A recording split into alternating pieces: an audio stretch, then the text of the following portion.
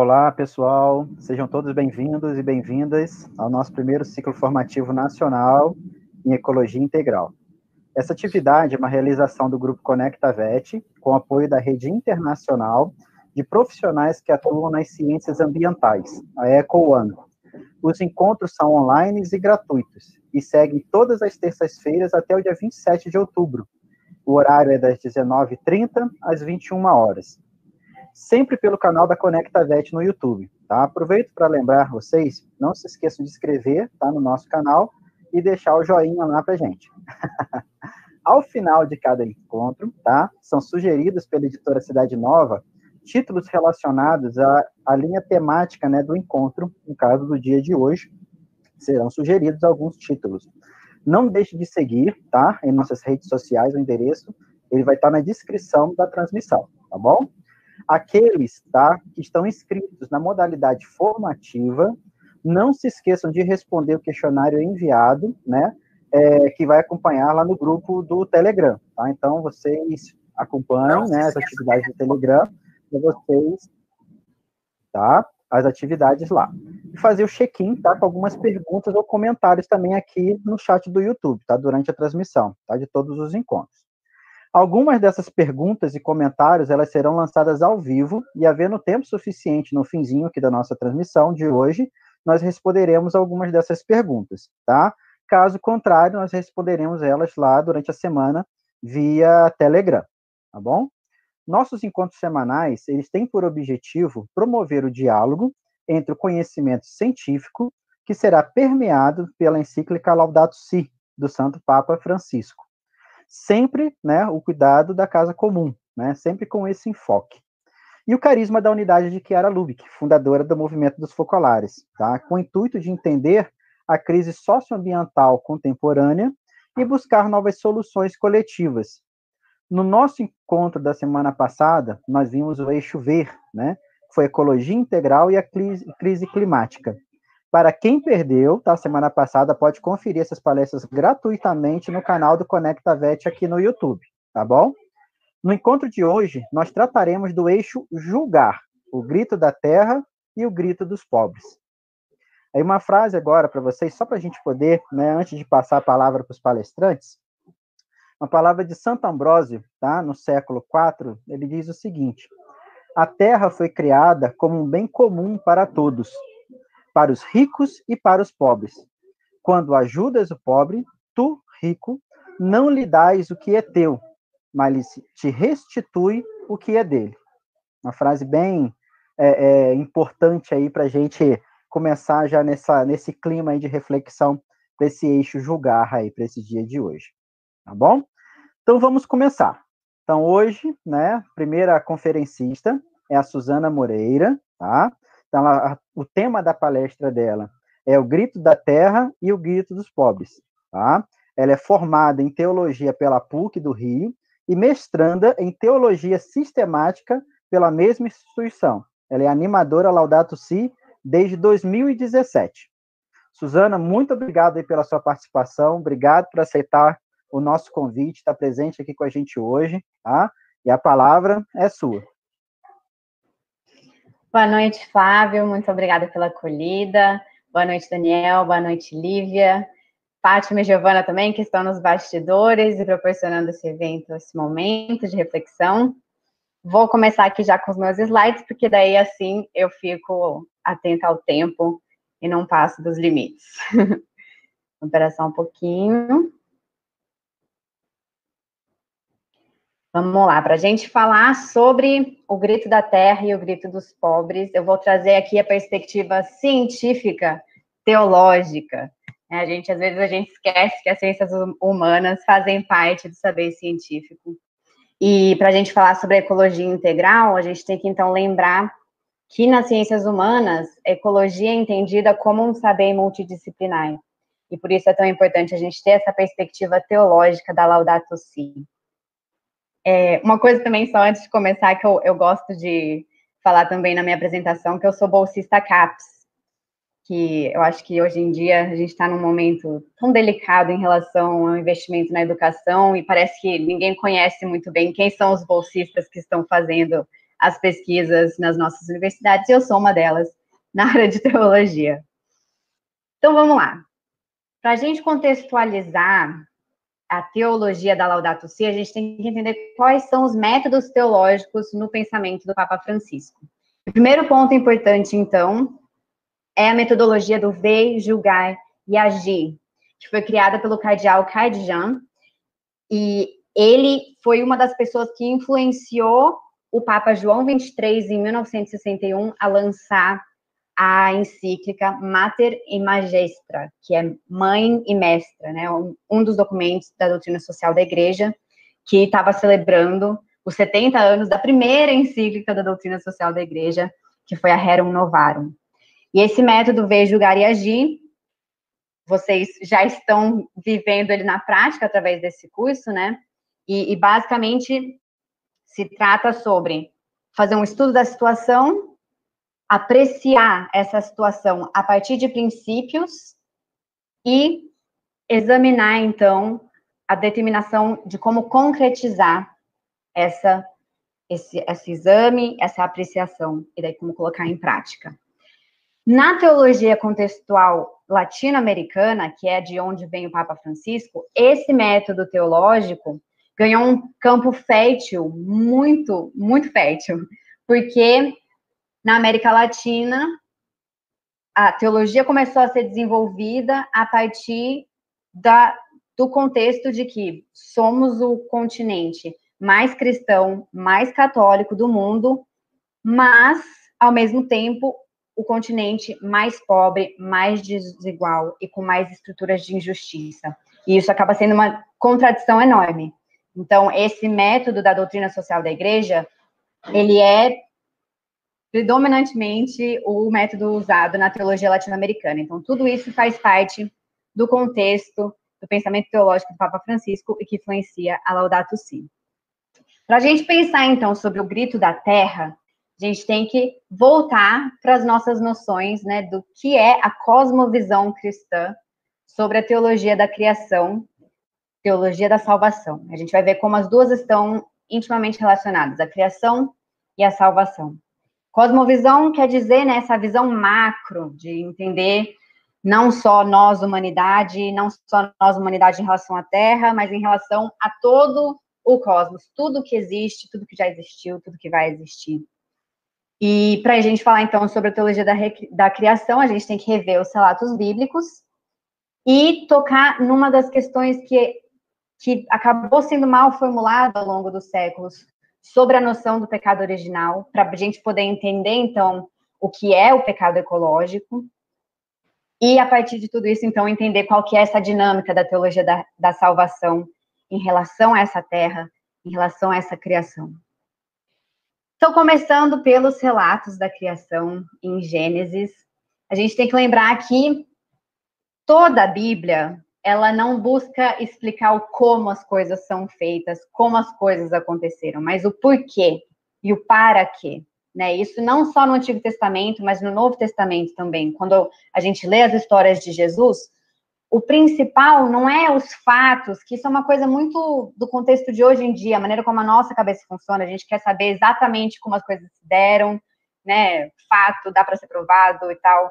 Essa não era a dinâmica das pessoas que colocaram por escrito todas as histórias que a gente tem na Bíblia. A preocupação é sempre de entender o porquê as coisas se dão e para quê.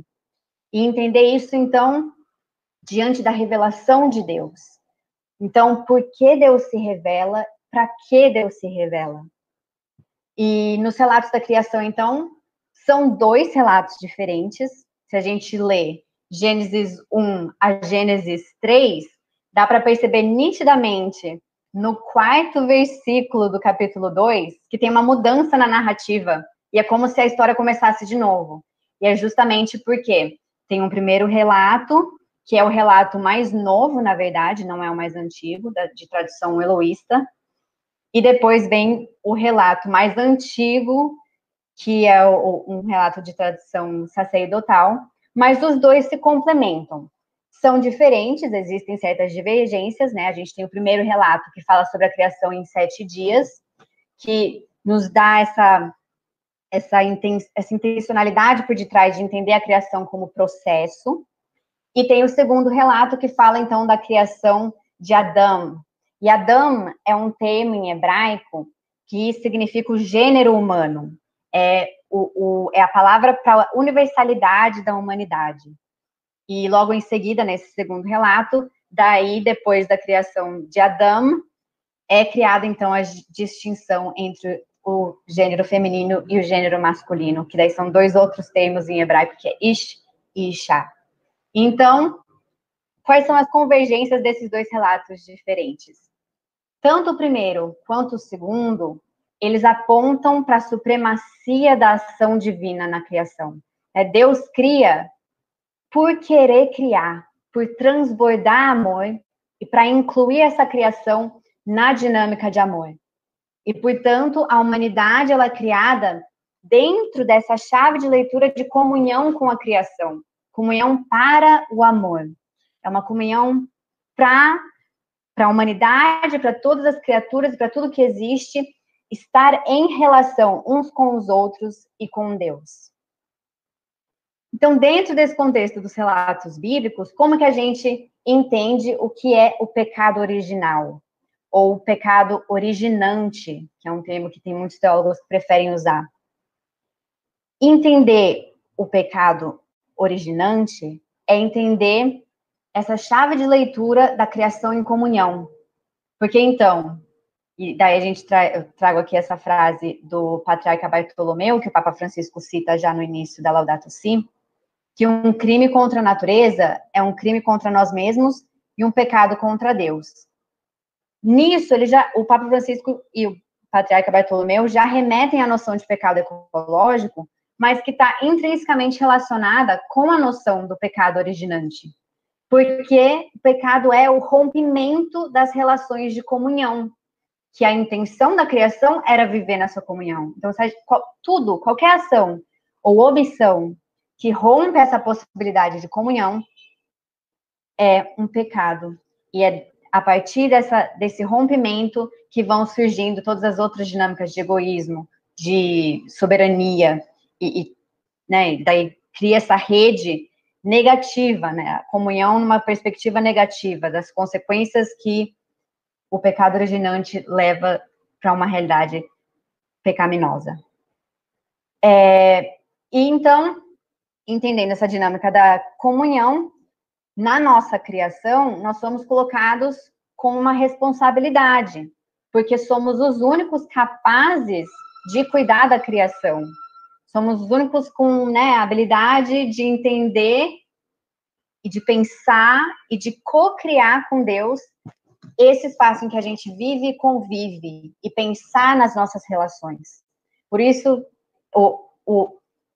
para contestar essa realidade do pecado, a gente tem que entender a nossa responsabilidade diante dessa criação de amor em comunhão.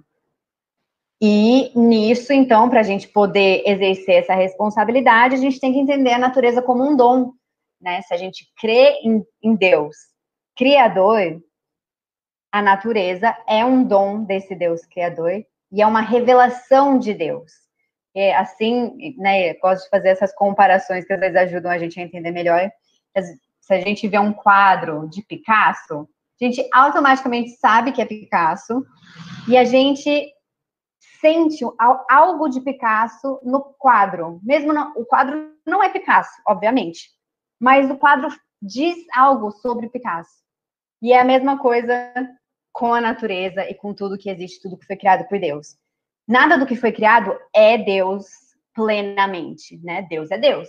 Mas Deus se revela e Deus está presente na criação que Ele criou. Por isso que é importante a gente retomar essa capacidade de contemplar a natureza e, através dessa contemplação, reconhecimento do dom da natureza, exercer a nossa responsabilidade com a casa comum. Dentro de tudo isso, então, como que a gente entende a teologia da salvação? Porque até agora eu estava falando só da criação, como se fosse algo quase que separado do evento salvação que a gente tem em Jesus Cristo.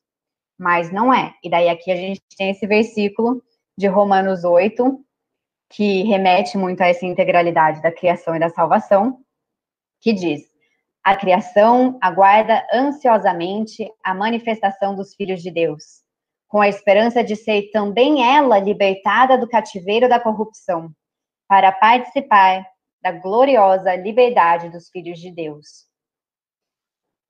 Se toda a criação foi criada para essa dinâmica de comunhão, então toda a criação foi criada também para ser salva. E é importante a gente entender, então, que a questão do pecado originante não foi um evento que Deus não conseguiu prever e por isso ele teve que corrigir um erro no projeto divino. Essa noção é complicada porque daí isso seria como se a gente estivesse colocando uma condição para a ação de Deus. Nós pecamos, então Deus teve que salvar. Deus salva do pecado, óbvio que sim. Mas a salvação faz parte da intenção divina desde sempre. Deus sempre quis criar e salvar. E como a gente crê num Deus trinitário, ele sempre quis criar, salvar e unificar, que é o Pai, o Filho e o Espírito Santo. Então, a intenção de Deus sempre foi transbordar o seu amor para incluir, salvar essa criação nessa dinâmica de amor e unificar numa plenitude de vida. E por isso que, então, falar da teologia da criação, salvação, é falar também dessa dinâmica do reino de Deus, que daí eu trago aqui esse conceito do teólogo Oscar Cullmann, que ajuda muito a gente a entender essa dinâmica do já e ainda não. O reino de Deus já foi inaugurado por Jesus Cristo de uma vez por todas, porque ele ressuscitou, por isso que a gente está aqui. Mas ainda não está em plenitude aqui na nossa vida, porque a gente ainda está no nosso processo de conversão para essa plenitude que Deus nos garante na sua comunhão infinita de amor. E por isso, entendendo essa dinâmica de criação, salvação, dessa intenção divina desde sempre de uma comunhão, a salvação é também em comunhão. E por isso ninguém se salva sozinho. Não existe a possibilidade de eu virar uma pessoa totalmente piedosa e ter uma relação muito íntima com Deus se eu não me relaciono com o próximo também, numa relação íntima de amor. E se eu não me relaciono com toda a criação também, numa dinâmica íntima de amor.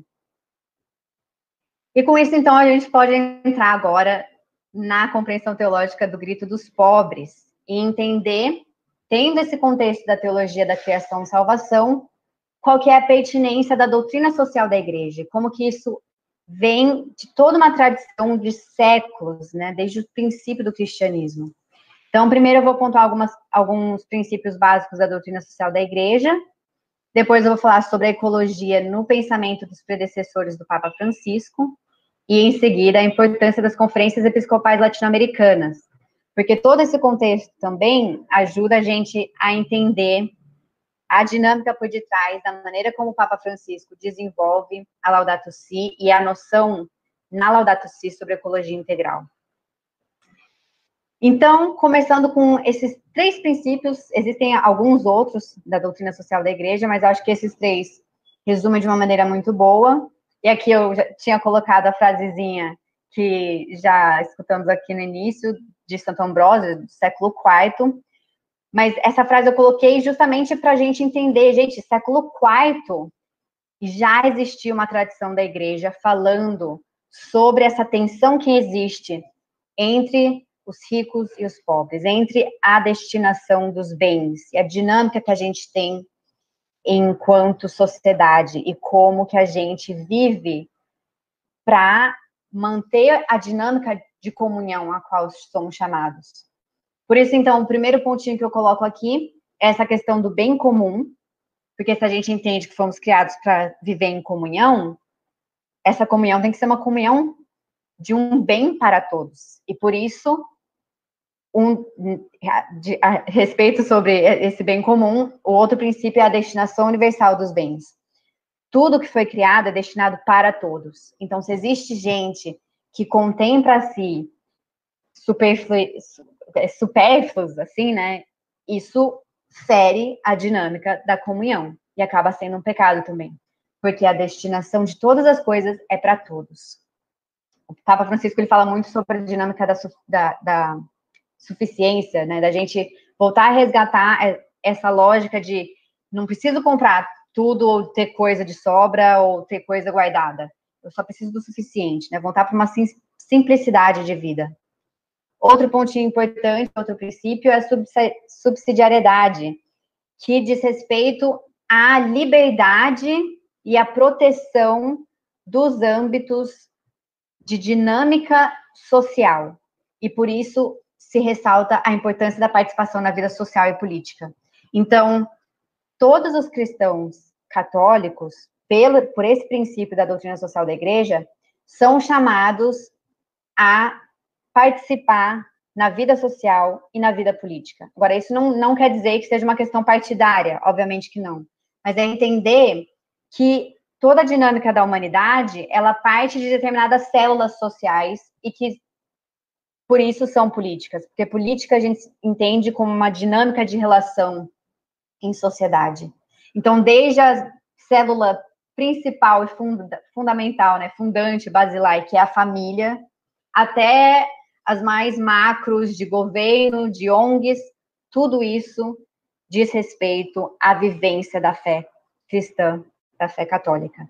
E o outro princípio é o princípio da solidariedade, que fica bastante claro a partir desses outros dois, porque é uma questão de entender, então, que para a gente viver o bem comum, para a gente viver ativamente, né, a partir desse princípio da subsidiariedade, a gente tem que viver em solidariedade, né, ter uma dinâmica de empatia, de reconhecimento da necessidade dos outros, e assim possibilitar um caminho de desenvolvimento integral para a sociedade, porque as estruturas da sociedade deveriam ser desenvolvidas a partir dessa dinâmica também, de comunhão, de amor e de bem para todos. E a questão, especificamente, da ecologia na doutrina social da Igreja, ela começa a surgir com Paulo VI já, e daí vai se aprofundando mais com João Paulo II e com Bento XVI. Paulo VI, ele foi o primeiro a reconhecer a importância da ecologia, até mesmo porque foi no tempo do pontificado dele que o movimento ecológico, as noções mais científicas de ecologia começaram a surgir.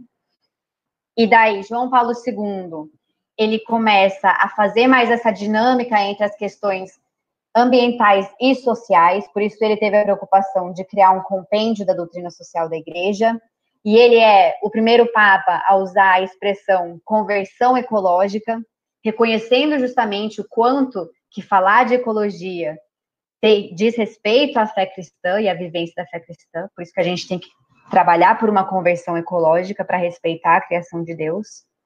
E Bento XVI, ele tem muita coisa, na verdade, sobre ecologia, mas um dos aspectos principais que eu acho que ele bate muito na tecla é essa questão do desenvolvimento integral. Porque, justamente, ele é uma dinâmica de entender que cuidar do ambiente tem que ser também cuidar das questões sociais. E ele tem também várias cartas que ele escreveu para as campanhas da Fraternidade do Brasil, que a gente já teve várias campanhas da Fraternidade ecológicas, né? O Bento XVI tem bastante material sobre isso também. João Paulo II também, nas mensagens do Dia Mundial pela Paz, mas, assim, só para deixar evidente que existe muita da tradição católica, do magistério da Igreja, que fala sobre ecologia. Mas o Papa Francisco que traz isso, então, para o centro da discussão da Igreja, para a prática da Igreja. E, então, a última questão de contextualização para entender a Laudato Si, a ecologia integral a partir do Papa Francisco, são as conferências episcopais latino-americanas. As conferências episcopais latino-americanas são um marco na maneira como a teologia na América Latina começa a ser desenvolvida, aquilo que eu estava falando no começo, né?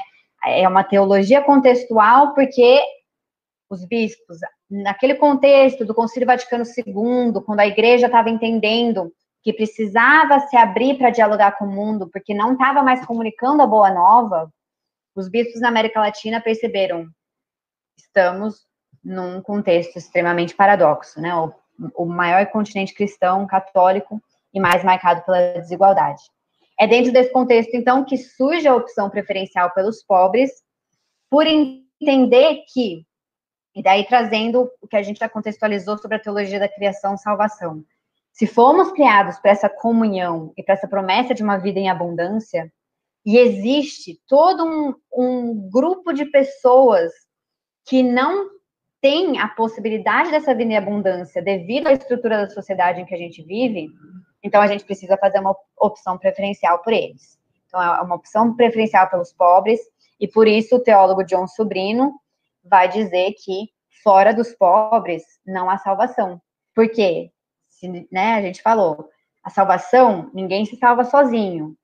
Para ninguém se salvar sozinho, a gente tem que garantir o bem comum de todos. Se existe, então, os pobres que estão sendo privados de um bem, de uma vida com dignidade, então fora deles não há salvação. A gente tem que garantir o bem-estar de todos para garantir a dinâmica da salvação e dessa comunhão de amor. E a preocupação ambiental, ela já surge nas conferências episcopais latino-americanas desde o início, mas de modo especial a partir da Conferência de Puebla. A primeira conferência episcopal latino-americana foi em 1955, no Rio de Janeiro, mas isso foi antes do Concílio Vaticano II, então nem teve um documento final dessa conferência. Então é a partir de Medellín, que foi em 1968 ou 69, que daí começam a surgir os documentos das conferências episcopais, e depois de Medellín vem a Conferência de Puebla, e que daí eu trago essa citação aqui, né, sobre a preocupação ambiental. Se não mudarem as tendências atuais, continuará a deteriorar-se a relação do homem com a natureza, pela exploração irracional de seus recursos e a contaminação do ambiente, com o aumento de graves prejuízos para o homem e o equilíbrio ecológico. Depois de Puebla, vem também o documento de Aparecida, e que daí coloca mais em evidência essa dinâmica também dos pobres e dos ricos, que a gente tinha visto na citação de Santo Ambrósio, onde, né, os bispos conciliares, os bispos sinodais dizem, através da doutrina social, a igreja é capaz de despertar esperança em meio às situações mais difíceis, porque se não há esperança para os pobres, não haverá para ninguém, nem sequer para os chamados ricos. A Laudato Si, então, ela faz parte da doutrina social da igreja, e agora a Fratelli Tutti, que saiu no dia 4, né, dia de São Francisco de Assis, também faz parte da doutrina social da igreja.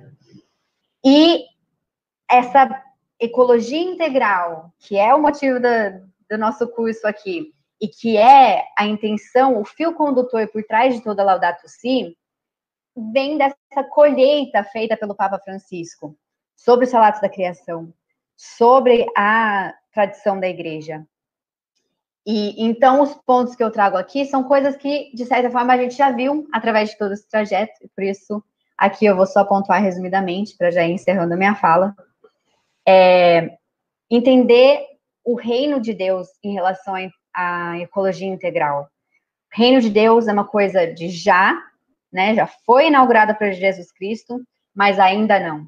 Então, nós somos chamados a construir esse reino de Deus, porque a promessa de Jesus Cristo de uma vida em abundância, ela passa pela nossa responsabilidade diante da criação também.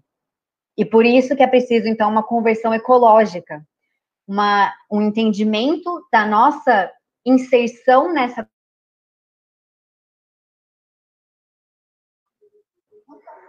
Oi, pessoal, tudo bem? Boa noite. Tivemos aqui um pequenino imprevisto na nossa conexão, mas já retomamos agora. Retomamos aqui com a Suzana, para ela fazer a finalização da parte da palestra dela. Suzana, com a palavra aí de novo, fique à vontade. Muito obrigada. Então, só para encerrar mesmo, né, essa compreensão da ecologia integral. A partir do momento que a gente entende que somos responsáveis pela construção do reino de Deus, para garantir a vida em abundância, a gente entende que, então, é necessária uma conversão ecológica, não só pessoal, mas também local e global, porque nossas ações estão todas interligadas, né? O que eu faço individualmente tem que ter uma repercussão para a minha comunidade, para a minha realidade local, e que, por sua vez, precisa ter uma repercussão global para a gente ajudar a mudar essas estruturas de sociedade, que são também as que causam os efeitos ainda mais macros, que são os efeitos cósmicos, né?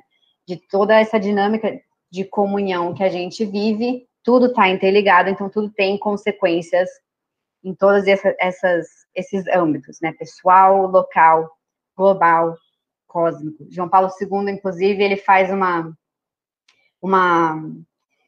uma frase interessante sobre como a gente deveria entender a Eucaristia, e que é para entender a Eucaristia numa dinâmica cósmica, porque Jesus Cristo, o Supremo Rei de todo o cosmos, se faz presente na coisa mais básica que vem da própria terra, né, que é o pão e é o vinho. Então, no altar mais simples, onde foi em que Deus, Jesus Cristo, se faz presente na Eucaristia, tem uma dimensão cósmica, porque ali diz respeito a essa criação, salvação, unida no amor.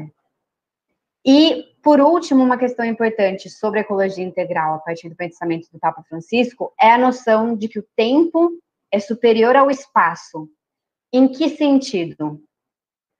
A gente tem que focar muito mais nessa dinâmica de criar processos que gerem nova vida, processos que garantam a vida em abundância, do que focar só no objetivo de chegar logo naquilo que a gente quer.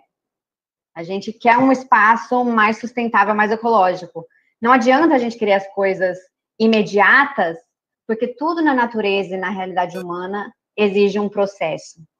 Então, é urgente, toda a crise social e ambiental e climática é uma questão urgente, não dá mais para esperar, a gente tem que mudar logo, mas a gente precisa ter paciência também com o nosso processo de conversão ecológica, que é um processo de conversão pessoal, local, global.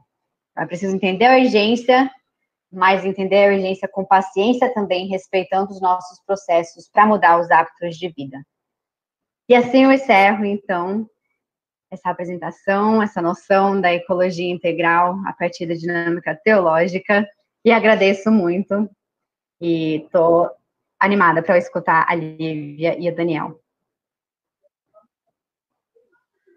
Opa, muito obrigado, Suzana, foi, assim, muito enriquecedor, eu acredito, né, não só a minha percepção, mas a de todos aqui, né, nesse pequeno intervalinho que nós tivemos aqui, né, ficou claro aí a grandeza aí da sua fala, né, e só para quebrar o protocolo um pouquinho, desculpa aí o restante do pessoal da organização, mas faz parte das circunstâncias também, eu me recordei, né, em 2007, que alguém virou para mim, eu já com essa, né, pegada aí ecológica já na minha cabeça, eu recordei que eu comentei com alguém falando, e aí, né, pô, né, educação ambiental é importante, mudar, né, a concepção das pessoas é importante e tal, e ele virou para mim e falou assim, mas assim, para você ter uma resposta significativa sobre essa mudança, o que é que você precisa fazer? E aquela pergunta meio que me pegou de supetão naquele momento ali, né? Aquela pergunta que ele fez me pegou assim, né? Aí eu falei, bom, eu acho. Aí já saí da certeza e fui pro eu acho. Que seria interessante a gente trabalhar desde a base, com as crianças, com uma educação ambiental, toda uma formação e tudo mais e tal. E eu acredito, né? Eu já falei, eu acredito, né? Eu acho, acredito que o caminho seja por aí. Ele falou, não, ótimo, perfeito. Mas, assim, pensa, reflete numa coisa comigo. Se a gente, de fato, não mexer com o coração das pessoas, né, tal qual, né, a gente acredita, né, que a nossa crença em Deus e tudo mais, enfim, mas se a gente, de fato, não mexer com a essência ali, com o coraçãozinho, nada ou muito pouco vai ser feito, né? Então, assim, para dizer o quê? Refletindo sobre as suas palavras, me vê assim, é isso, né? É esse o caminho, né? Essa é a visão, essa é a base, né? Mas as pessoas, né? Esse tempo de Deus, né? Tá dentro de cada um e esse tempo é um pouquinho diferente, né? Varia um pouquinho de um para o outro. E mexer nessa essência aí, que eu acredito que é a diferença, né? O grande diferencial. Então, só voltando para o meu protocolo aqui, só para poder complementar, fazer um adendo aí a isso que você falou, tá? Porque eu lembrei dessa história, senti vontade de compartilhar com todos vocês aí, né? Pessoal, então vamos dar prosseguimento, tá? Mais uma vez, muito obrigado, Suzana. E eu quero começar com uma pergunta agora antes de apresentar o novo palestrante. Você já ouviu falar, né, de lixo zero? Alguém já ouviu falar de lixo zero? Se sim, ok. Se não, vai ficar sabendo agora um pouquinho mais sobre. Para nos ajudar a entender, tá, como iniciou esse movimento que se chama Movimento Lixo Zero, que nos interpela, tá, uma mudança de estilo de vida, gostaria de chamar aqui o Daniel Santos, que está falando de Manaus, capital do Amazonas. Ele é biólogo, consultor, auditor e embaixador Lixo Zero do Instituto Lixo Zero Brasil em Manaus. Daniel, muito obrigado aí mais uma vez, tá, pelo seu convite aí, pela sua aceitação do convite, pela sua presença. Seja bem-vindo, boa noite, a palavra é toda sua. Boa noite a todos, né? Obrigado, Flávio, parabéns, Suzana, pela sua grande contribuição dessa palestra aí. Você estava falando, eu estava vendo tudo aquilo que eu estou fazendo aqui em Manaus, né? Colocando em prática, né? Eu fiz até a anotação aqui da doutrina social da igreja, que é justamente por onde a gente deve caminhar, não só no movimento Lixo Zero, mas eu acho que em tudo na nossa vida, né? É como o Flávio falou. Será que a gente tem que trabalhar só as crianças? Eu acho que não, a gente já foi criança, a gente já passou. Será que a gente vai sempre colocar a culpa nas crianças? Não, eu acho que a gente é o futuro e agora nós somos presente. Então, nós temos que começar por nós, começar a rever aquilo que a gente já foi no passado, né? A gente era o futuro, nós somos presente, né? Então, muito obrigado a todos, parabéns pela palestra, foi uma ótima palestra aí. A Fátima, que me convidou, está aqui, né? Entrar nesse ciclo formativo aqui, que eu acho de suma importância, que é uma das minhas missões aqui como embaixador, que é fazer a disseminação do conceito lixo zero, do movimento lixo zero, em nível local, né, regional, nacional e, quiçá, mundial. Um dia eu rompo as fronteiras aí do nosso país, né? Então, estamos aqui no eixo Julgar, né, que é o grito da terra e o grito dos pobres. Achei interessante esse tema porque converge muito bem para a questão do nosso saneamento, né? Porque o que é o saneamento? Nós temos o tripé no saneamento. Nós temos a questão da água, da qualidade da água, nós temos o esgoto e nós temos resíduos, onde entra o nosso movimento lixo zero, né? Então, quem é que mais sofre com isso daí? São aqueles que têm mais condições ou aqueles que têm menos condições? Quem é que mais sofre com isso daí? É que a natureza que recebe aquilo ali, aquele descarte de forma incorreta, ou é aquela pessoa que tem condições que não está nem vendo o que está acontecendo? Então, esse tema, esse eixo julgar, o grito da terra e dos pobres, ele é muito forte, né? É um grito mesmo, como se diz, né? É um problema que, às vezes, está do nosso lado e a gente não vê, né? É como você falou, a gente tem que deixar um pouco de olhar só para nós, a gente tem que olhar como um todo, a gente tem que olhar para o lado. Né? Para a gente pensar no global, a gente tem que agir local, né?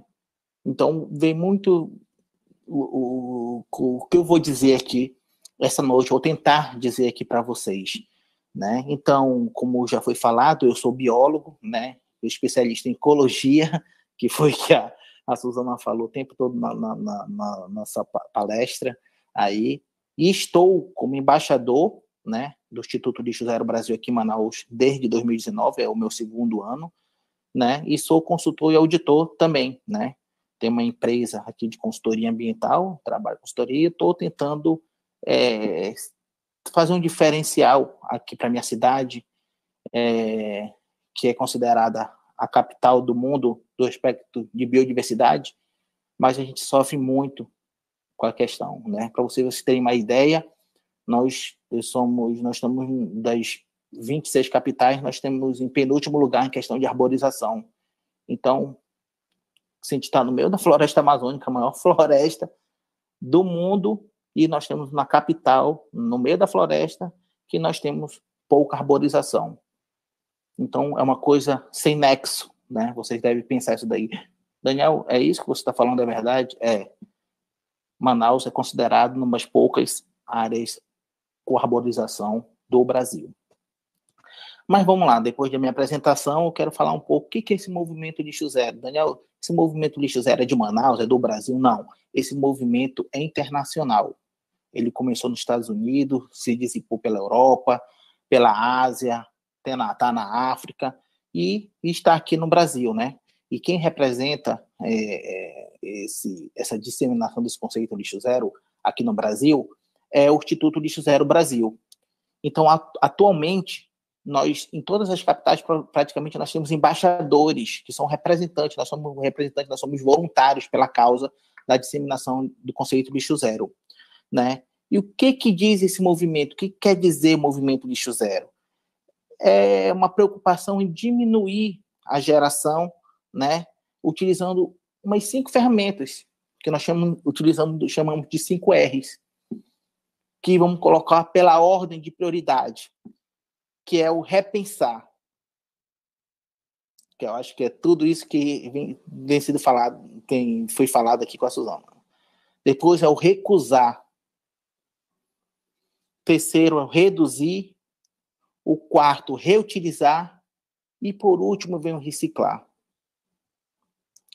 Quem te fala muito aí é sempre, não, vamos reciclar, vamos reciclar, vamos reciclar. Não. A gente tem que deixar o reciclar por último. Se a gente não gerar, se a gente deixar de gerar, se a gente deixar de produzir, de fazer um consumo excessivo, não tem por que a gente reciclar. É o que foi falado. É a gente trabalhar e viver com aquilo que a gente precisa. Não ter supérfluos. Evitar coisas supérfluas. Evitar uma sacola de supermercado. Né? Repensar, por que eu não tenho uma eco bag? Por que eu não tenho um carrinho? Por que eu não posso levar uma caixinha de papelão? Então temos que repensar, né? Recusar isso daí. Quando você vai comprar uma sacola de pão, você vai comprar o pão, já vem numa sacola bonitinha de papel, aí quando você chega no caixa, a pessoa quer colocar dentro de uma sacola plástica. Será que a gente precisa? Vamos recusar, não precisa, aquela ali nos atende. Ou senão, se você já levar o seu paninho, o seu saquinho para o supermercado, para a padaria, né? Reduzir. Então, fazendo essas coisas, nós estamos reduzindo, se nós tivermos levado a nossa eco bag, nosso saquinho. Reutilizar. Então, tendo essa eco bag, a gente vai reutilizar N vezes, até que ela se rasgue. E quem sabe, se ela rasgar, a gente vai reutilizar ela para outra coisa, dar uma costura e reutilizar. E, por último, quando chega naquela vida útil dela, para nós, a gente assim bota para o quê? Reciclar, né? Faz um encaminhamento correto. E como é que eu posso? Tem que começar por mim, por nós. Isso daí. A gente não pode esperar por ninguém. A gente espera muito pelas outras pessoas. Nós temos que começar. Né? Mas como? Fazendo, agindo, que está lá dentro, que eu falei, que da doutrina social. É o agir. Né? Você ouve, você vê e você age. Então, você agir, você vê que a situação está ficando cada vez pior e você não faz nada, você só está contribuindo, como é que você vai querer uma mudança? Então, você tem que agir, né? Então, nós temos que ser um agente transformador. Um exemplo é aqui em casa. Eu comecei com esse negócio de lixo zero, de movimento, era só eu. Comecei a fazer. E foi replicando para o meu pai, para minha mãe, para os meus filhos, né? Não começou dos meus filhos para mim, foi para mim e para os meus filhos, foi diferente, né? E hoje todo mundo já faz essa segregação aqui. Eu sou responsável, eu sou o lixeiro da casa. Então, é o agir, é o começar. A gente tem que ser o agente transformador. A gente tem que ser espelho. A gente não tem que cobrar. Eu não vou cobrar o meu filho, não vou cobrar a minha mãe. Eu vou fazendo, as pessoas vão vendo. Eu vou dando só a notícia. Poxa, eu consegui desviar do aterro 25 quilos na pandemia, no primeiro mês de pandemia. Isso aqui vai para um catador. Se eu multiplicar isso daqui por R$2, que é uma média dos resíduos que a gente gerou aqui, vai dar R$50. Isso vai ajudar uma família. Isso daí já é uma cesta básica. E começou até que, de um tempo desse para cá, numa reuniãozinha aqui, meu pai falou assim, que legal essa mudança, isso que tu tá fazendo é muito legal. E todo mundo tá fazendo. Então é o agir que a Suzana falou, né? É ver, ouvir e agir. Então eu tenho que fazer. E eu tenho que falar, aquele negócio, aquele trabalho de formiguinha. Não é todo mundo que vai aceitar de primeira. A gente tem que esperar o tempo de cada um, mas a gente não pode esperar o tempo todo. Então a gente tem que fazer nossa parte. E as pessoas, às vezes, como dizer, elas se sentem fora da realidade quando vê uma pessoa fazer isso daí. Quantas vezes eu já fui em algum órgão, alguma instituição, algum local, e levo o meu copinho de silicone? Eu queria água. Onde é que fica o bebedouro? Onde fica a água que eu vou pegar? Não, tá aqui. Você quer um copo de catarro? Eu falei, não, eu ando com o meu copinho. A pessoa se sente envergonhada. Isso que eu queria falar. Se sente envergonhada. Poxa vida, parabéns. Quando eu recuso uma sacolinha no supermercado, a pessoa, poxa, eu falo assim, não, você vai levar tudo. Às vezes eu não levo meu eco bag, eu tô na rua, não passei em casa, tô vindo para casa, eu levo tudo na mão. A pessoa fala assim, mas você não quer uma sacola? Eu falei, não, eu esqueci minha sacola, eu tô reduzindo. Então, é isso. A pessoa pensa 2 vezes, 3 vezes, alguma coisa. E vamos fazer uma analogia, pode ser até besteira, mas nós temos que fazer a contaminação do coronavírus do bem nossa aqui. A gente tem que transformar, multiplicar isso daí, fazendo aquele trabalho de contaminação, replicação do bem, lógico. Porque hoje o gargalo da questão dos resíduos é o mesmo que a gente teve aqui no pico da pandemia. Tem uma hora que não tem lugar para todo mundo. A gente pode ter 50 hospitais aqui na cidade, cada um com 100 leitos. Mas a gente não vai ter condições de atender todo mundo. É a mesma coisa do resíduo. Aqui, nosso aterro, tem vaga para resíduo até 2021. E aí? O que a gente vai fazer? A gente vai continuar depositando nosso lixo, sem fazer nossa separação, esperando o poder público catar? Ou a gente vai mudar essa realidade? Então, nós temos que ser o agente transformador. Começar. Qualquer atitude que for, como eu falei, seja um recusar no supermercado, levar sua ecobag, separar seu resíduo, deixar no ponto de entrega voluntária, não importa. Andar com o seu copinho, você tem que fazer, você tem que ajudar. E você não vai mudar de um dia para da noite. Vou fazer uma analogia. Não é a pessoa que consegue parar de fumar do dia para a noite. É uma coisa gradual. Você vai começando a fazer, você vai se inteirando mais daquele assunto, vai conhecendo mais. Quando vê, você está todo integrado. É uma escada, é uma evolução, como tudo. Porque às vezes, quando a gente faz uma mudança muito drástica, a gente acaba se frustrando, e isso não é legal também. Então, você acha que está fazendo certo, vai querer fazer logo de uma vez aquilo ali? Não. Faça devagar, toma atitudes, conheça um pouco, tenta conhecer um pouco da realidade da sua região, da sua cidade, como é que é a questão do lixo, né? E como é que eu me torno lixo zero? Pode ser de 3 formas, que a gente entra nos 3 eixos da sustentabilidade. Pode ser pela consciência ambiental, o eixo ambiental, como isso que eu estou falando para você começar a ter ciência da situação, da realidade da sua cidade, do seu estado, do seu país e do mundo. Para onde é que está indo esse lixo? Será que tem um país chamado lixeiro? Um país chamado aterro? Tem um outro planeta que a gente vai nos resíduos? Não. A gente está tudo interligado aqui. Outra analogia que eu faço para o coronavírus que está em voga. Começou na China.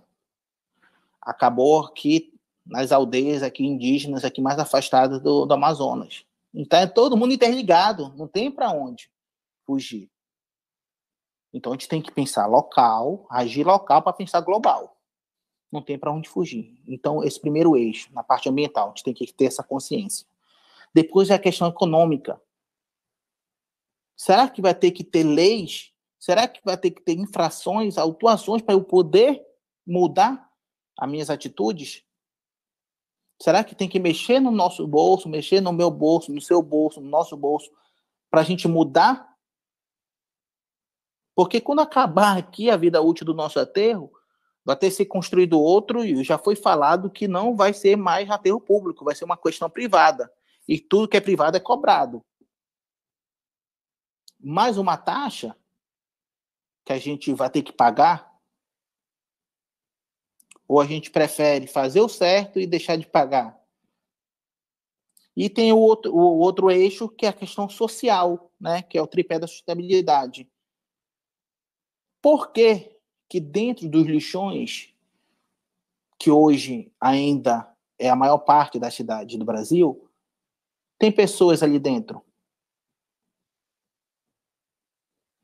Porque tem resto de comida e porque aquele ali, que a gente chama de lixo, é resíduo e tem valor agregado. Se não tivesse lá, se tivesse só lixo, que para a gente do Distrito Zero, a gente pode definir que lixo é aquilo que a gente mistura tudo, né? Se a gente começar a fracionar em resíduos orgânicos, resíduos recicláveis e rejeito, a gente não tem lixo.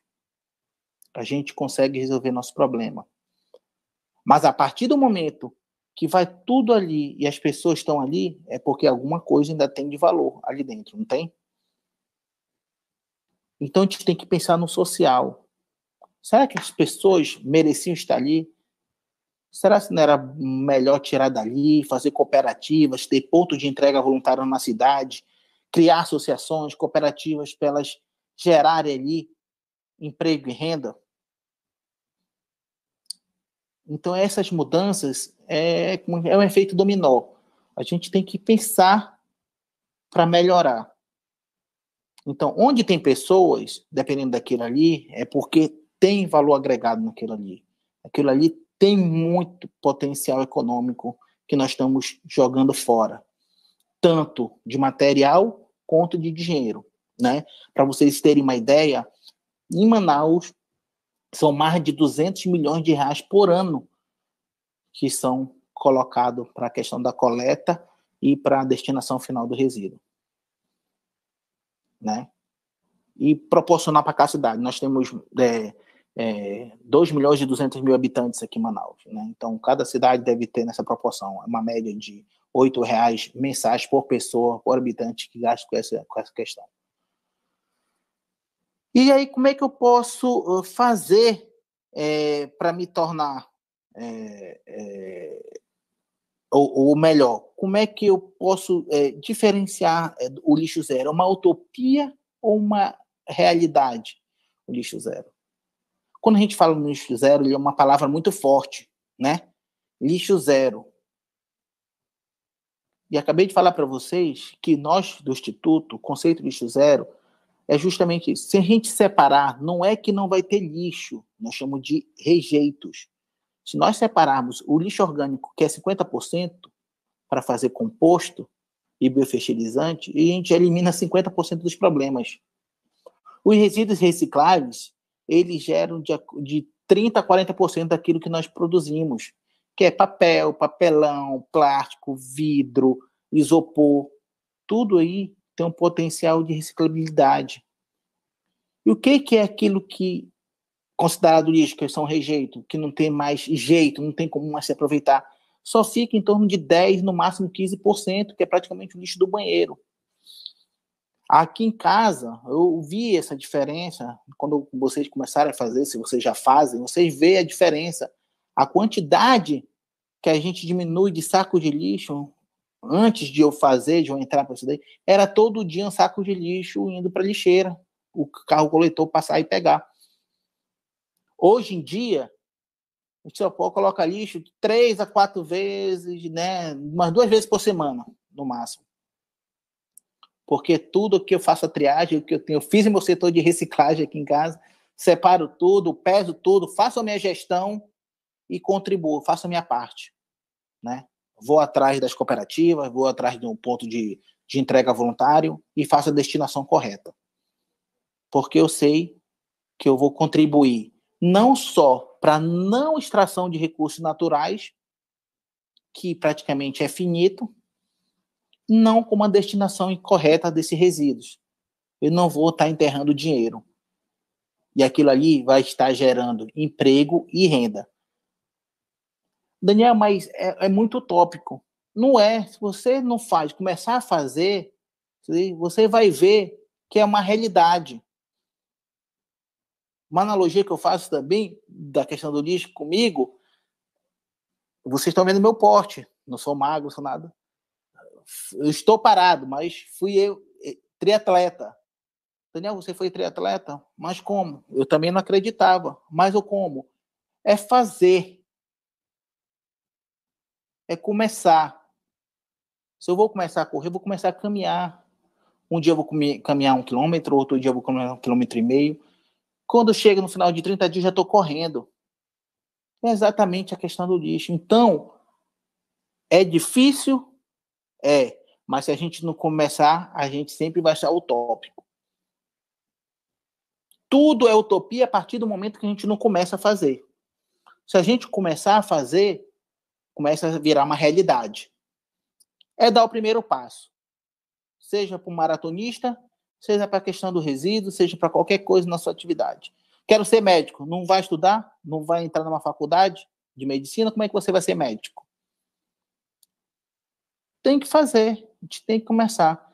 Então, para nós, do Instituto Lixo Zero, não é uma utopia. É uma realidade que começa com o primeiro passo, a primeira separação, uma primeira boa prática, andar com o seu copinho, andar com o seu canudo, evitar sacolas plásticas, é dessa maneira, né?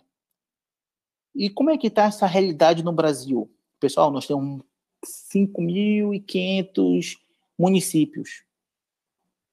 Destes, mais de 50%, em torno de 3.000, ainda são lixões. Santa Catarina, onde é a sede do Instituto, 99% das cidades têm aterros. No Amazonas, 99% das cidades são lixões. Somente a capital tem um aterro, que já foi lixão, passou a aterro controlado e tem algumas características de aterro sanitário. É um Frankenstein, vamos dizer assim. Então, a nossa realidade do norte e nordeste do país é muito diferente da região sul, sudeste, centro-oeste do país. Por quê? As normas, a geologia é muito diferente. Aqui, se a gente cava 5 metros da água, se a gente anda 10 metros, tem um córrego, tem um rio, tem uma nascente. E questões técnicas para se construir um aterro são muitas exigências geológicas. E a gente não tem esses espaços daí, né? Então, é muito complexo você fazer um aterro sanitário e nós não temos. E, dentro da Política Nacional de Resíduos Sólidos, fala que pode fazer consórcios. A realidade de vocês, do Brasil para baixo, é fácil. 3 cidades se juntam, até 4 cidades, formam um consórcio e fazem um aterro que converge para todos, todo mundo paga a despesa. Aqui nós não temos estradas. Nossas estradas são rios. Como é que a gente vai navegar com resíduos dentro de barcos? Nossa logística aqui é muito complicada. Então, o conceito Lixo Zero, ele é um movimento internacional, mas que ele cai como uma luva aqui na nossa região. Aí eu estava perguntando, cara, é dificuldade aqui da nossa região de fazer essa coleta seletiva, fazer separação e tudo, como é que vai voltar, como é que vai ter a logística reversa desse... Aí uma pessoa falou assim, Daniel, como é que chega o saco de farinha, de feijão, de arroz, a lata de leite nas cidades, nessas comunidades? Se ela chega, ela tem como voltar. E é mais fácil ela voltar porque ela não vem carregada, ela só vem em embalagem. E aí depende de 2 fatores. A população, a comunidade adotar esse conceito, entender esse conceito, e o poder público ajudar a fazer a logística reversa junto com as empresas que fabricam, que vendem esses produtos. Não é fácil? Não é. Mas se não começar, nós estamos aqui em Manaus no Fórum de Logística Reversa desde o ano passado, e nós conseguimos para esse ano, que vão começar a ser implementados aqui, 40 pontos de entrega voluntários nos grandes supermercados. Mas por quê? Porque nós estamos aqui batendo, cobrando, fazendo a nossa parte como sociedade. Então, junto com o Ministério Público de Contas Federal e Estadual, nós conseguimos que essa utopia desses pontos de entrega seja uma realidade que eu acho que deva começar agora, no final do mês, na Semana Lixo Zero de Manaus. Então, devemos começar a repensar a nossa realidade. Brasil é o quarto produtor gerador de plástico do mundo e nós só reciclamos 3% de tudo aquilo que é gerado.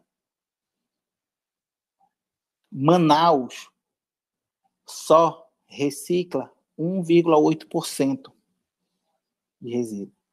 A média nacional é 3%. Cidades como Chapecó, como Florianópolis, já tem uma lei instituída que até 2030 elas vão ser cidade de lixo zero. Se eu não me engano, Chapecó hoje está em torno de desvio de aterro de 40%. Já está chegando na metade, já está desviando. Foi economizado, desde quando começou esse programa, em fevereiro de 2019, até agora, em julho de 2020, 16 ou foi 18 milhões de reais que eram pagos para coletar e colocar o lixo no aterro. Se cada escola custa 1 milhão, já pode ser construída aí pelo menos 16, 18 escolas. Ou se não, pode ser construído um hospital, pode ter... Quer dizer, esse dinheiro, que não é um investimento, que era um gasto, ele pode ser convertido em outros fatores para a sociedade. E para finalizar, eu quero deixar aqui o meu registro. Daniel, Oi? Opa. Não, é só para poder falar 2 minutinhos. Tá. À vontade. Para finalizar, eu quero agradecer a todos e chamar a todos que no dia 23 ao dia 1º de novembro, o Brasil todo está se mobilizando, praticamente toda a cidade, acho que tem mais de 120 cidades, pelo último levantamento que foi feito pelo Instituto, vai ter a Semana Lixo Zero. Em Manaus vai ser do dia 23 ao dia 31 de outubro, porque nós temos uma lei municipal que institui no calendário oficial da cidade, e nós vamos ter aqui várias ações, aqui mais de 30 eventos nós estamos esperando aqui para fazer isso daí, para fazer a disseminação desse conceito lixo zero.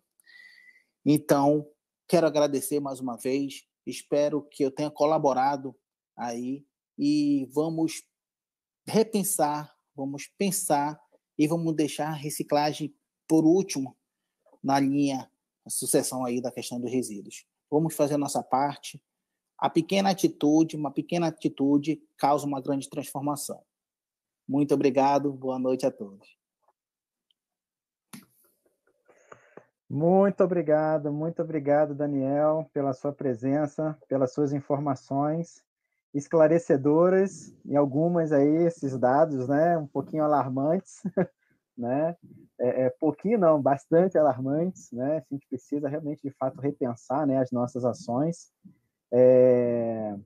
e para variar, mais uma vez, eu vou quebrar o protocolo, e falar que, assim, a gente acaba se preocupando muito com as nossas, igual você falou, o eixo, né, Rio, São Paulo, Sul e tal, enfim, e é uma realidade diferente, realmente, de fato. Eu tenho amigos, né, que está distribuído aí pelo Brasil, e 5 minutos de conversa a gente percebe, assim, somos todos humanos, mas participando, assim, de uma sociedade, uma relação com o ambiente um tanto quanto diferente, né? E a gente precisa, de fato, olhar para o outro, olhar para o meio, fazer essas pequenas ações locais para que o todo, né, acabe, né, levando nessa vantagem, assim, enfim, acabe sendo contornado os problemas, né? Então, só um adendo, né, com relação a isso que você disse. Mais uma vez, muito obrigado aí pela sua presença. Tá bom? Boa noite aí. E agora, indo para a nossa última palestra, tá? Para enriquecer esse nosso diálogo agora, né? Será apresentado o tema, né, a pessoa humana, sacerdote da natureza, segundo Chiara Lubich, tá? Quem conduzirá esse momento, né, com a gente agora será a doutora Lívia Negrão. Ela possui graduação, né, em licenciatura plena em letras Ela é mestre, né? Fez mestrado em Letras e Linguística em 2005 e doutora, né? Ela é doutora em Antropologia em 2011 pela Universidade Federal do Paraná. Doutora Lívia, muito obrigado também você pela sua presença, pela sua disponibilidade de estar aqui com a gente essa noite, tá? Nesse momento. E sinta-se à vontade aí para fazer a sua explanação aí, a sua palestra. Seja bem-vinda. Muito obrigada, Flávio. Obrigada a cada um. Obrigada, Suzana e Daniel, pelo presente, né? Pela excelente contribuição de vocês, toda essa parte mesmo teórica que a gente precisava mesmo, porque a nossa fundamentação, né, na teologia, para a gente entender a Laudato Si nessa perspectiva, e a Suzana fez isso muito bem, e essa experiência incrível mesmo do Daniel, que traz a gente para o nosso centro, mesmo para o nosso eixo, e expondo todas essas feridas, né? Eu vou começar falando um pouquinho, justamente, me trazendo a minha identidade aqui para a nossa roda de conversa, né? Eu estou morando em São Paulo desde janeiro do ano passado, mas eu nasci no Amapá, em Macapá. Morei muitos anos em Belém do Pará e foi na Universidade Federal do Pará e não do Paraná que eu fiz toda a minha formação acadêmica. E eu tenho muito orgulho disso. E fui professora há 32 anos também da Universidade do Estado do Pará, no curso de licenciatura plena em música. E o que eu vou falar agora passa muito, não é, por uma poética do olhar. Vocês vão ver que tudo que a gente vai falar passa pelo olhar. Essa sensibilidade, né, que a gente encontrou ali na fala da Suzana, mas também na fala do Daniel.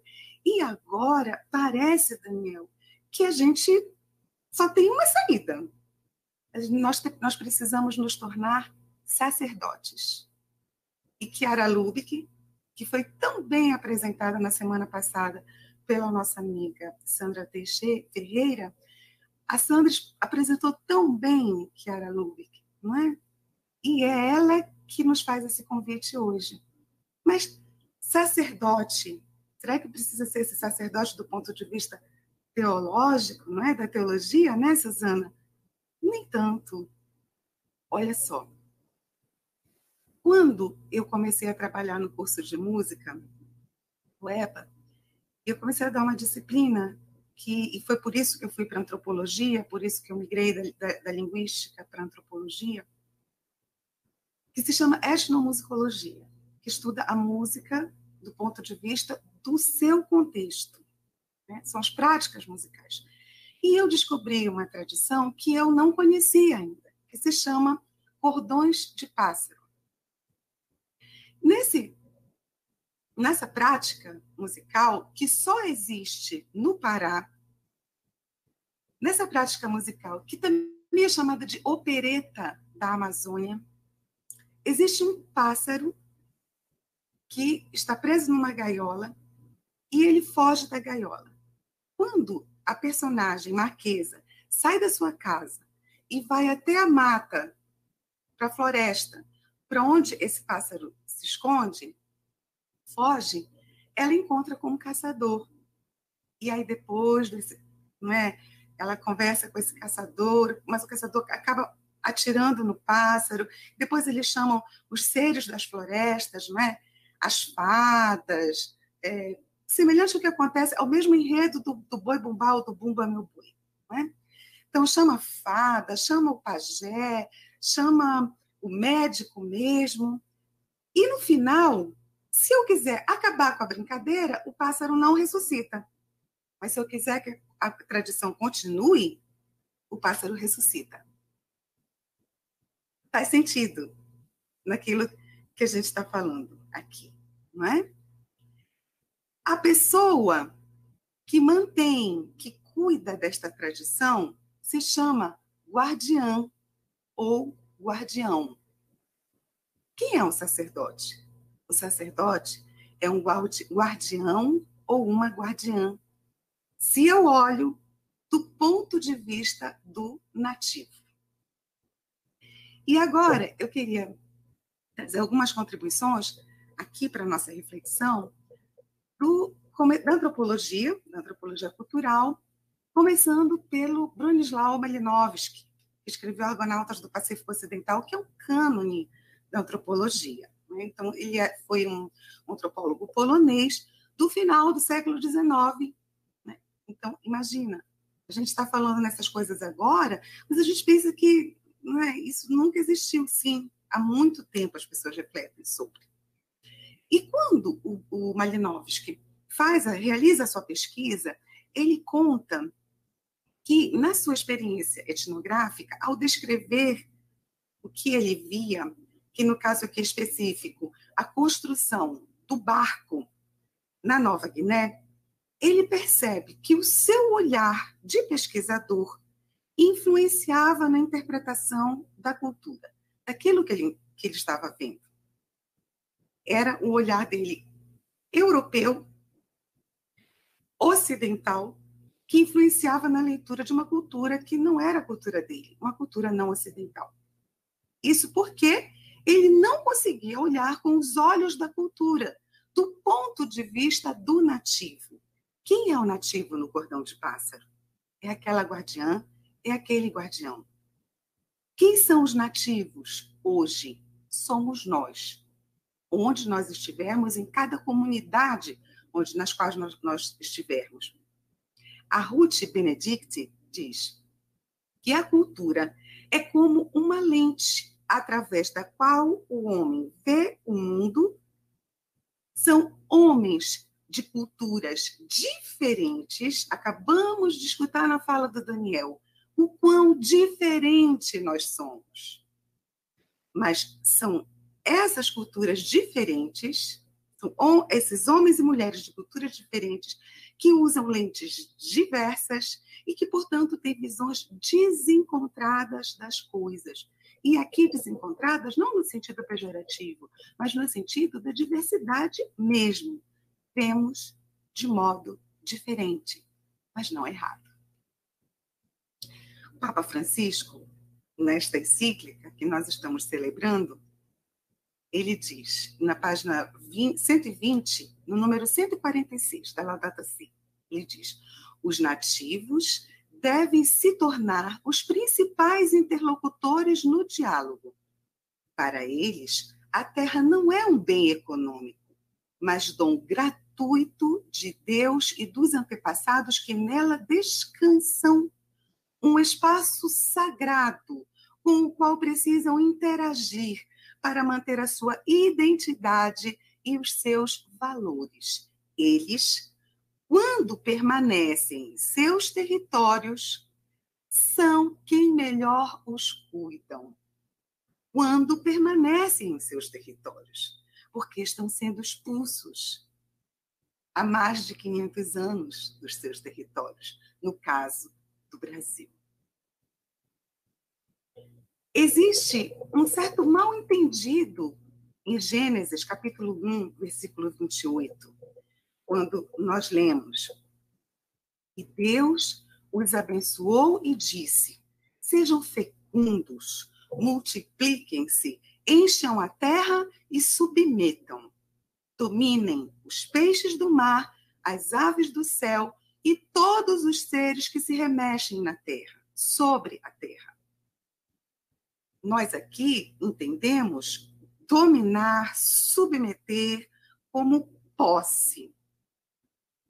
Quando, e agora, começo a entrar em uma perspectiva lubickiana, de Chiara Lubick, o guia humano da terra, das plantas, dos animais, não significa exploração, com a consequente destruição das bases da vida, como acontece hoje. Mas significa gestão e cuidado da terra, como faria um administrador consciente de não ser ele o proprietário, mas apenas aquele a quem a terra foi confiada para ser gerida com os mesmos sentimentos que Deus nutre por ela.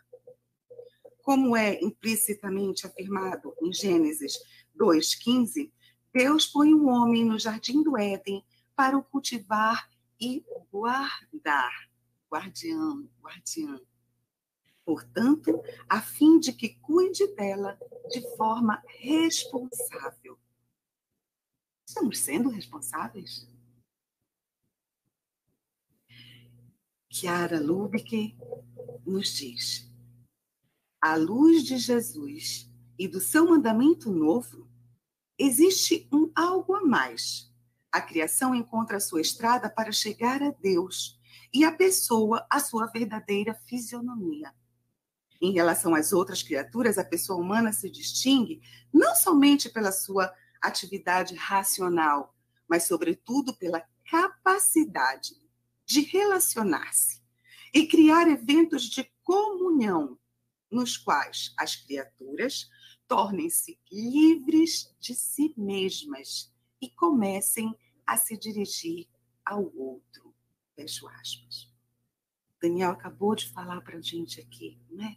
Acabou de partilhar esse movimento do lixo zero e todos os outros movimentos que felizmente existem no mundo inteiro, só podem dar frutos se forem eventos de comunhão, se forem eventos capazes de nos fazer nos relacionarmos com o outro, a outra, o nosso semelhante. Cara continua: a pessoa humana é sacerdote da natureza, este é o nosso tema, quando pode oferecer, quando pode ser a mediadora entre Deus e as outras criaturas em uma relação de transcendência. Aqui, lembrar daquilo que a Suzana dizia para a gente no início. Sem a transcendência, nós não vamos alcançar. Nós não vamos alcançar o nosso eixo, nós não vamos alcançar a nossa identidade. O homem nasceu para a transcendência. Se ele pode se oferecer, é porque ele pode ser um dom. Chiara, em outros momentos, em outros textos, ela fala nisso também. Eu sou um dom para quem está ao meu lado. E Marcel Mauss, que é também um antropólogo que foi quem sistematizou, não é, a teoria da dádiva, ele fala desse dom como dádiva. Então, ainda que eu não tenha uma crença, ainda que eu não tenha uma espiritualidade, mas eu posso ser um dom, eu posso ser dádiva para o outro. E assim, ouvir o grito dos excluídos e o grito da terra. Chiara Lubick diz em uma outra passagem: perceberás, já no nível da transcendência, que agora, com os olhos abertos, verás o mundo e as coisas, mas não és tu que as vês. É Cristo que vive em ti que as vê. Não sou eu quem vivo, mas é Cristo que vive em mim. Não é? Está escrito. E aqui Chiara diz: não é você que vê, mas é Cristo que vê através dos seus olhos. E vejam que síntese maravilhosa ela nos dá do sacerdócio. Tudo acontece como no amor do Pai para com o Filho. Que enorme coração!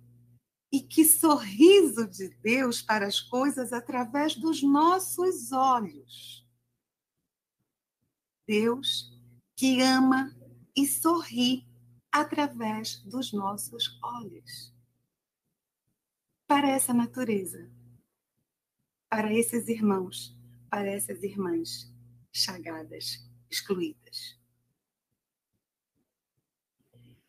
Existe uma imagem muito bonita desse sacerdócio da natureza, que é a imagem nupcial, que é o fim. No último dia, Chiara diz, a alma oferece a toda a criação como um dote ao esposo.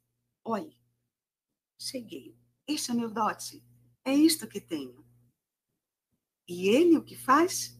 e este lhe retribui com o paraíso. É a sua recompensa. O texto lubiquiano não poderia deixar de ser, uma vez que a própria Chiara Lubick foi uma grande pedagoga. O texto lubiquiano convida seu interlocutor a uma participação ativa, a uma prática. E agora, nós podemos nos perguntar: o que ofereceremos ao esposo no último dia? Possam as contribuições desta noite nos ajudar a refletir. E eu gostaria de encerrar essa pequenina reflexão, mais como um agradecimento a tudo que nós recebemos esta noite. Gostaria de encerrar com um pequeno refrão de uma banda do movimento dos focolares, chamada Genrosso, que é inspirada também, obviamente, em tudo que ouvimos desse sacerdócio. Resume muito bem e vai além. Não só o sacerdote, somos chamados a ser sacerdotes da natureza, mas somos chamados a ser sacerdotes da humanidade. Doa a tua vida como Maria aos pés da cruz, e serás servo de cada homem, servo por amor, sacerdote da humanidade.